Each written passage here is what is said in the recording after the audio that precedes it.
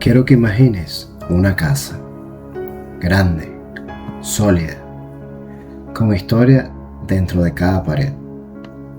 Una casa que un hombre construyó, con décadas de trabajo honesto. Una casa que fue hogar. Ahora quiero que imagines lo que puede pasarle a todo eso cuando cae en manos equivocadas. No te voy a decir todavía quién. No te voy a decir todavía cómo. Porque esta historia hay que vivirla desde el principio. Lo que sí te digo en esto es que hay personas que entran en tu vida con una deuda que nunca pidieron y deciden cobrársela a todos. Hay familias que cargan con un peso que no eligieron cargar.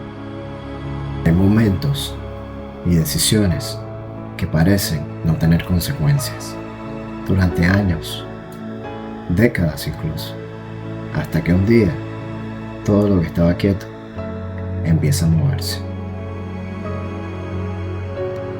Esta historia va a remover algo muy profundo y te advierto, no es fácil de escuchar. Pedro y Carmen no podían tener hijos. Llevaban años esperando en una casa que debía haber tenido ruido de niños. Cuando decidieron adoptar, lo hicieron con el corazón abierto.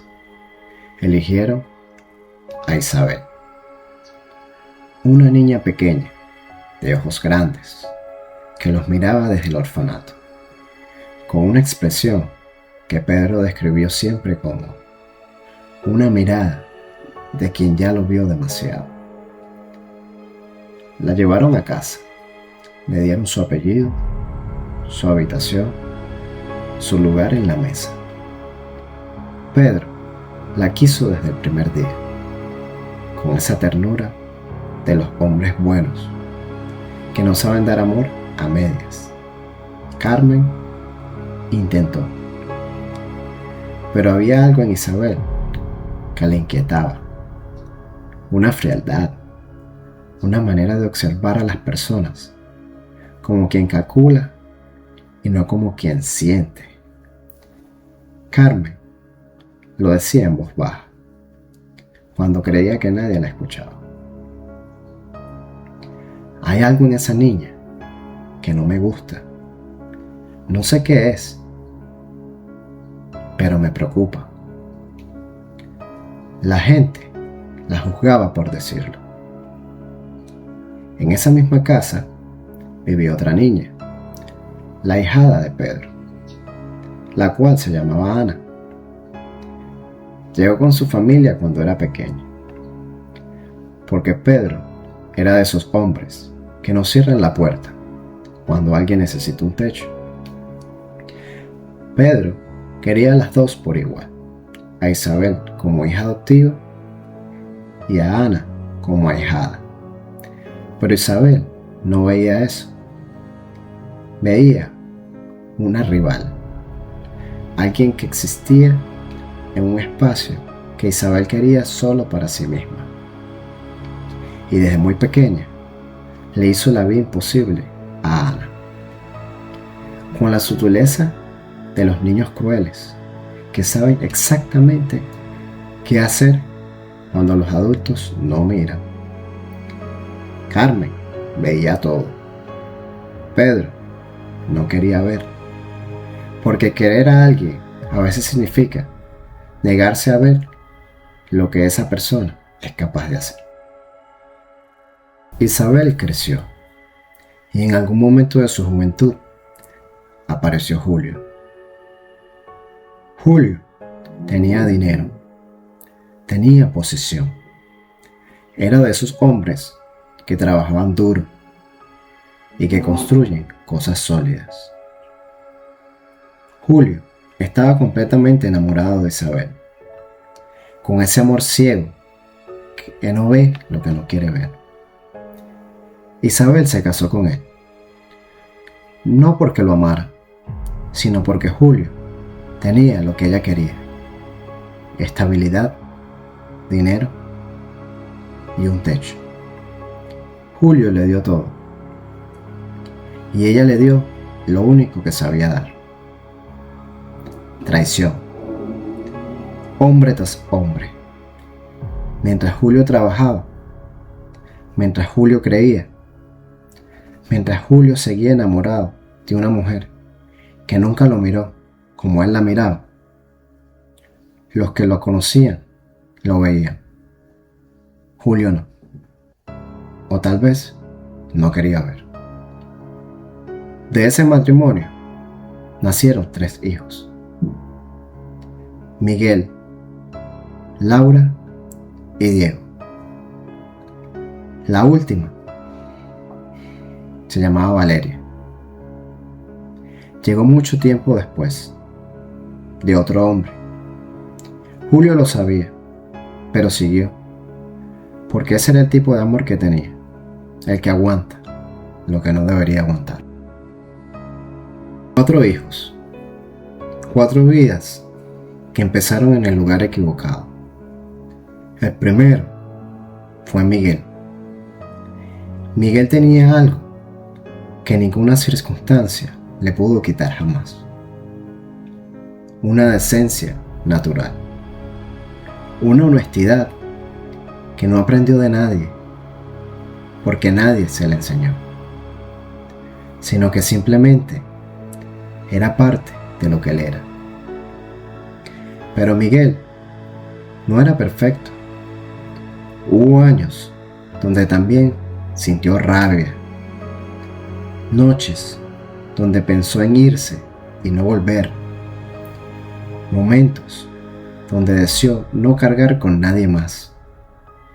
Lo que los distinguía no era que no sintiera esas cosas, era que elegía quedarse de todas formas. La segunda fue Laura. Laura era pequeña, tranquila. Sufría de asma desde que aprendió a caminar. Siempre estuvo necesitando atención, alguien pendiente en las noches cuando se ponía difícil. Isabel no era de ese tipo de personas. En fin, el tercer hijo fue Diego. Diego llegó al mundo en los días más oscuros de esa casa, y desde el principio pareció cargar con algo que nadie supo explicar. Y la última fue Valeria. Llegó años después, de otro hombre que tampoco se quedó. En esa casa, Isabel no era madre. Era una presencia fría que golpeaba sin desesperación, con la frialdad de alguien para quien esos niños no eran hijos, eran una carga. Y como toda carga tenía que rendir, Miguel aprendió a cocinar antes de aprender a leer bien, a limpiar antes de saber lo que era un día libre, a trabajar antes de que nadie le preguntara si quería hacerlo. Con 10 años ya recogía papas en una granja, con las manos abiertas por el frío, con la espalda doblada desde temprano, ganando lo poco que Isabel nunca le agradeció. Eso fue su infancia. No juegos, no escuela normal, no domingos tranquilos, trabajo, silencio y aprender a no esperar nada de nadie. Laura tenía 5 años. Esa noche, Isabel se había ido a una reunión. Miguel tenía 7 años y estaba con su hermana. La niña empezó a ponerse mal. Alguien fue a avisar a Isabel. Le dijeron exactamente lo que pasaba: que Laura no podía respirar. que necesitaba ir a una clínica, que había que salir ya.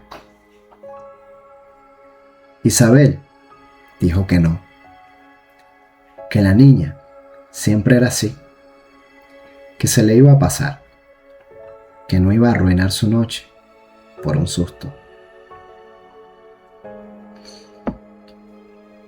Cuando Isabel llegó a la casa, Laura ya no respiraba. 5 años.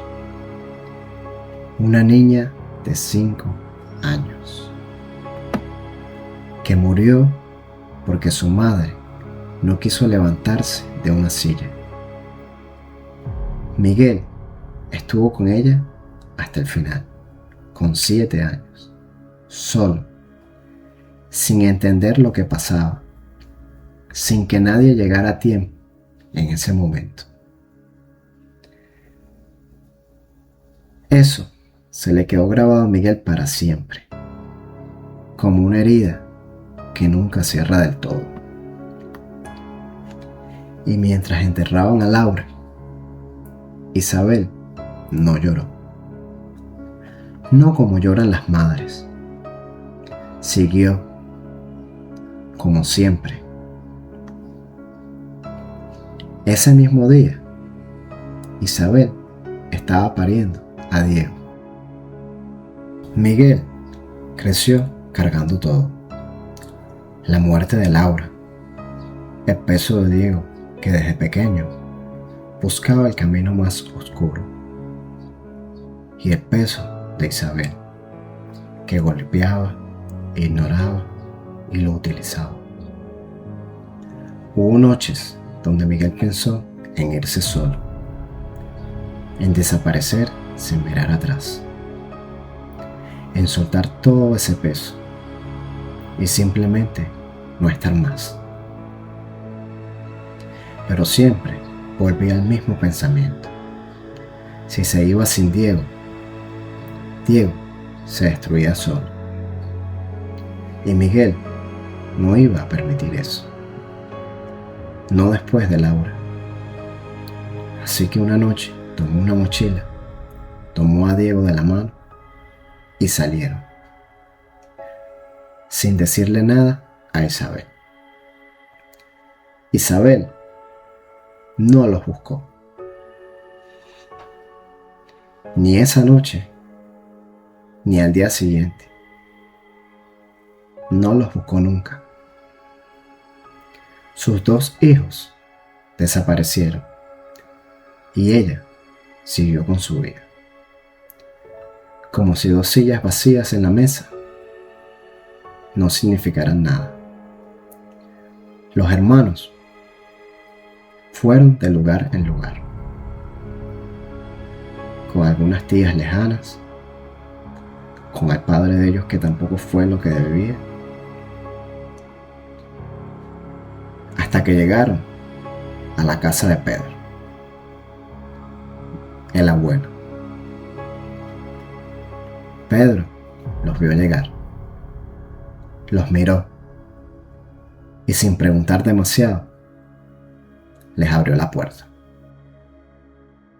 Pedro era ya un hombre mayor cuando Miguel y Diego llegaron. La casa era grande y sólida, con un terreno inmenso y un bar que Pedro había levantado con sus manos. El barrio entero lo conocía. Un patrimonio construido con décadas de trabajo honesto. Pedro los recibió, los conoció y los quiso de verdad. Miguel trabajó junto a él. Lo acompañó en los años que Isabel nunca lo acompañó. Pero la vida de Pedro también tenía su propia tristeza. Carmen, la mujer que había visto la maldad de Isabel, desde el primer día enfermó. Y cuando Carmen estuvo enferma, Isabel brilló por su ausencia. No fue a verla, no llamó, no preguntó. La mujer que la había criado se fue apagando sola, mientras su hija adoptiva ni siquiera se tomó el tiempo de despedirse. Se dice que Carmen murió esperándola, que sintió rabia porque su hija adoptiva nunca fue a verla. Y siempre pensaba que ella desde el principio vio la verdad en ella.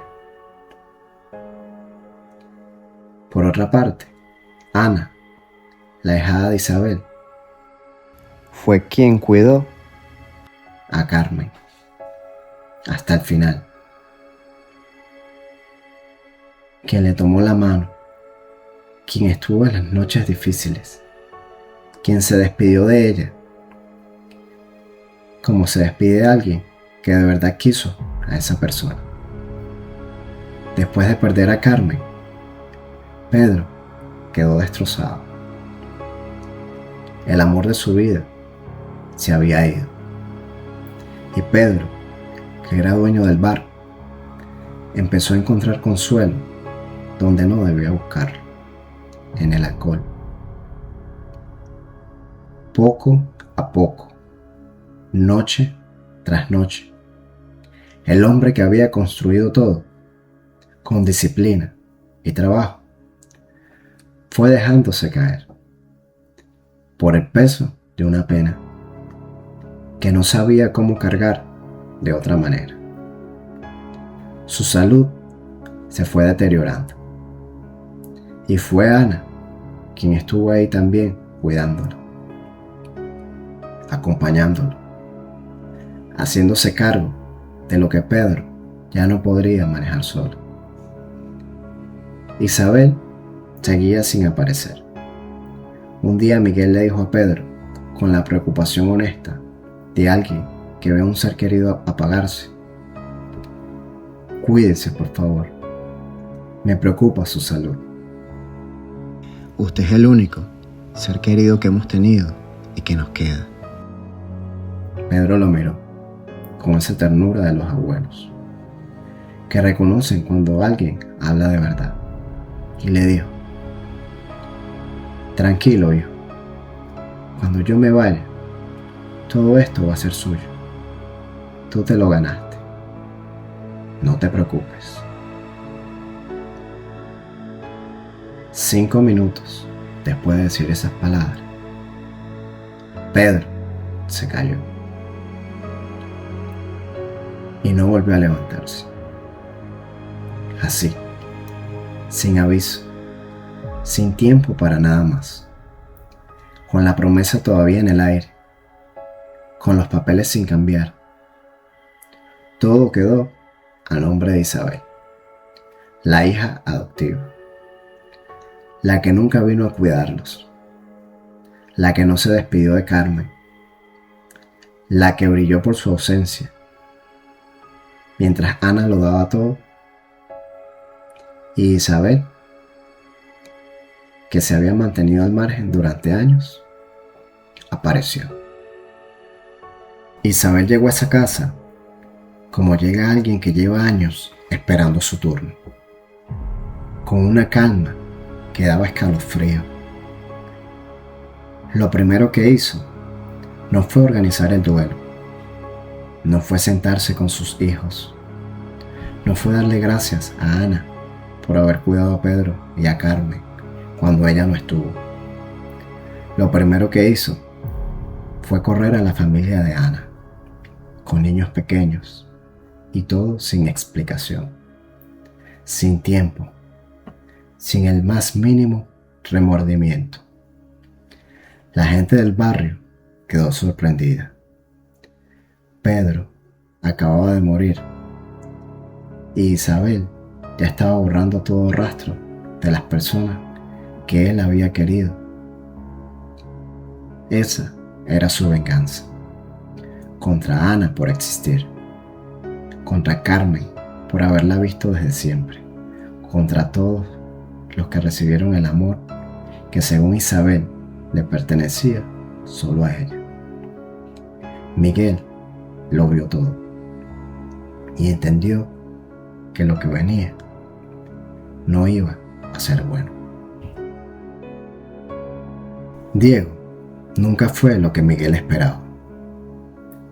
Miguel lo había rescatado de antros, de peleas, de situaciones que en cualquier otra noche le hubieran costado la vida. Lo había buscado en lugares más oscuros y lo había traído de regreso, más veces de las que se pueden contar. Y Diego le pegaba, le daba golpes cuando no quería ser rescatado, porque Diego quería hacer con su vida lo que le daba la gana, sin que su hermano lo mirara, con esa mezcla de amor y decepción que Miguel no podía esconder. Así que cuando Isabel lo llamó con una propuesta, Diego escuchó. La propuesta era simple. Isabel quería vender todo: la casa, el terreno, el bar, sin que Miguel se enterara. Diego conocía a un comprador, alguien dispuesto a pagar en efectivo, mucho menos de lo que valía, pero rápido. Isabel le ofreció una comisión. Diego aceptó, sin pensar en Miguel, sin pensar en el bebé recién nacido, sin pensar en los años que Miguel había pasado salvándolo. Miguel no supo nada. Isabel y Diego lo hicieron todo a sus espaldas, sin decirle una palabra, sin darle la oportunidad de preguntar, sin importarles que Miguel vivía ahí con su bebé recién nacido. Diego buscó al comprador, un tipo que él conocía, alguien dispuesto a pagar sin hacer tantas preguntas. Diego se lo presentó a Isabel, le metió la idea por los ojos, le pintó el dinero rápido, como si fuera lo más natural del mundo. Vender lo que otro construyó con décadas de trabajo. Isabel no necesitó mucha convicción. Firmaron. Todo vendido por una fracción de su valor. Miguel se enteró por un vecino, no de la venta, eso vino después. Primero se enteró de que alguien lo había visto. Un vecino de otro barrio le dijo que había visto a Isabel y a Diego reunidos con un tipo desconocido, que parecían estar cerrando un trato, que había papeles, que había dinero en efectivo cambiando de manos. Miguel no lo podía creer. Llamó a Isabel y ella no contestó. Llamó a Diego y tampoco contestó. Miguel se enteró por un vecino, el mismo vecino que lo vio salir con su bebé recién nacido en brazos, y le preguntó con total naturalidad a dónde se mudaban. Miguel no entendió la pregunta. El vecino le explicó que la casa había sido vendida, que los nuevos dueños llegaban pronto, que todo el mundo en el barrio lo sabía, todo el mundo, menos él. Miguel volvió a llamar a Isabel 10 veces, 20 veces, y el número aparecía bloqueado. Miguel se quedó parado en esa acera con su bebé en brazos, mirando la casa que ya no era suya, pensando en Pedro, en las palabras de 5 minutos antes de morir, en la promesa que se quedó sin papel, pensando en Diego, en todas las noches que lo buscó en la oscuridad, en todos los golpes que recibió por querer salvarlo, pensando en Laura, en esa habitación oscura con 7 años, esperando que alguien llegara. Nadie llegó entonces, nadie llegó ahora. Hubo un momento en que sintió que todo ese peso era demasiado para una sola persona, que había cargado demasiado durante tanto tiempo, que quizás simplemente ya no podía más. Ese momento duró poco, porque miró al bebé que tenía en brazos y decidió que ese niño no iba a crecer con la misma historia que él. Esa decisión, tomada en una acera, con una casa vendida a sus espaldas y un teléfono bloqueado, fue la más importante de toda su vida. Isabel tenía en sus manos más dinero del que había visto en toda su vida. Hombres, fiestas, gastos sin lógica. Diego recibió su comisión. La gastó igual. Valeria, que había aprendido de Isabel a vivir de los hombres, también recibió algo. También lo dejó ir. El único que no recibió nada fue Miguel. Cuando el dinero se fue todo. Los hombres desaparecieron. Las puertas se cerraron. Isabel intentó llamar a personas que había ignorado cuando tenía dinero. Nadie contestó. Intentó buscar ayuda con sus hijos. Miguel le dijo algo que cargaba desde los 7 años, cuando se quedó solo con Laura. Yo no tengo madre, nunca tuve una, y cerró la puerta. Diego no pudo abrir ninguna puerta, porque Diego ya no estaba. Diego se había salvado de morir más veces de la que nadie podía contar. Siempre había alguien que llegaba. Siempre era Miguel. Hasta que Miguel dejó de ir. No por abandono, porque ya no tenía fuerzas para buscar a alguien que no quería ser encontrado. A alguien que lo recibía a golpes cuando aparecía a rescatarlo. Diego siguió su camino. Tenía una mujer y otra y otra. Una de esas noches, en uno de esos lugares, alguien se enteró. Esa noche, nadie llamó a Miguel. Nadie fue a buscarlo. Nadie llegó a tiempo. Porque no había nadie que fuera. Diego murió esa noche. Miguel se enteró después. Se quedó un momento en silencio. No de alegría, no de rabia, de tristeza por el niño que Diego pudo haber sido, por el hermano que pudo haber tenido, por todas las veces que lo buscó en la oscuridad y lo trajo de regreso. Para nada. Hay personas que nacen con algo roto que nadie puede arreglar desde afuera. Miguel lo intentó toda su vida. Y eso, haberlo intentado, es lo único que importa. Valeria siguió los pasos de su madre, de hombre en hombre, sin casa estable, sin trabajo por elección, hasta que la vida le presentó una cuenta que no podía ignorar, un embarazo que nadie planeó, y de repente tuvo que hacer lo que nunca había querido: trabajar, no por convicción, no por cambio, por obligación. E Isabel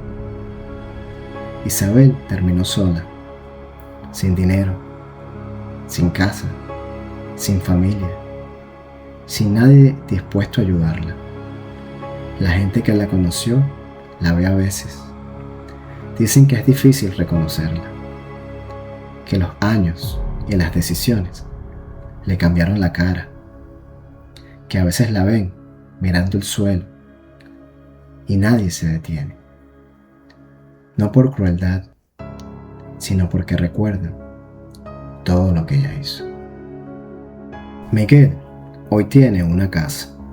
No es grande, no es la casa de Pedro. Es un pedacito de terreno que le dejaron, casi como limosna, de todo lo que debió ser suyo. Pero es suya, construida con sus manos, con su trabajo, con la misma decencia que nadie le enseñó, pero que nunca perdió.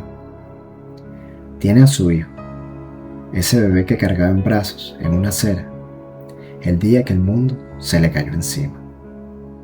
Hoy ese niño crece, hoy ese niño ríe, hoy ese niño tiene lo que Miguel nunca tuvo, un padre presente.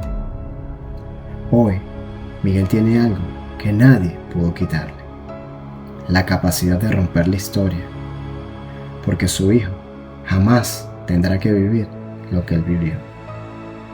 Y a veces, esa es la mayor victoria que existe, porque hay cosas que el dinero compra y hay cuentas que la vida cobra sola, sin que nadie jamás las pida, sin que nadie las reclame, sin que nadie tenga que hacer nada. Isabel terminó sola. Diego no llegó a viejo. Valeria aprendió lo que es trabajar. Y Miguel sigue aquí, con sus manos, con su hijo, con su historia rota, convertida en algo que vale más que cualquier casa o terreno. A nadie le queda nada para siempre, si no lo merece. Nadie. Si esta historia te llegó, si conociste a alguien como Isabel, o si fuiste como Miguel, y tuviste que construirte desde cero, con las manos limpias y el corazón roto, déjame tu historia en los comentarios. Aquí nadie juzga. Aquí todos entendemos. Suscríbete, porque cada semana hay una historia nueva. Y el karma siempre cobra, sin apuro, sin aviso, sin excusas. Lo que causaste siempre regresa. No lo olvides.